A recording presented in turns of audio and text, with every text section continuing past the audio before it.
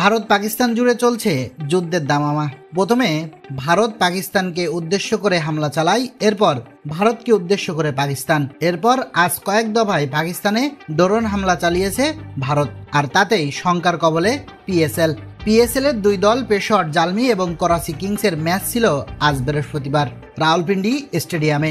রাত 9টা থেকে শুরু হওয়ার কথা ছিল, কিন্তু সকালে আচমকা স্টেডিয়ামে ড্রোন হামলা হয় বলে অভিযোগ করেছে। ড্রোন হামলার কারণে রাওয়ালপিন্ডি স্টেডিয়ামের এক অংশ ভেঙে পড়েছে, ফলে সেখানে আপাতত আর ম্যাচের আয়োজন করা যাবে না। তাই পিসিবি জানিয়েছে পিএসএল এর যে কয়েকটি ম্যাচ বাকি আছে তা করাচি স্টেডিয়ামে হবে। বৃহস্পতিবার ড্রোন হামলায় ক্ষতিগ্রস্ত রাওয়ালপিন্ডি স্টেডিয়ামের বেশ কিছু ছবি সামাজিক যোগাযোগ মাধ্যমে ছড়িয়ে পড়েছে। সেখানে দেখা যায় স্টেডিয়াম ও স্টেডিয়ামে লাগানো এক হোটেলে ব্যাপকভাবে ক্ষতিগ্রস্ত হয়েছে। ম্যাচ অন্যত্র সরিয়ে নিতে তাই বাধ্য হলো পাকিস্তান ক্রিকেট বোর্ড।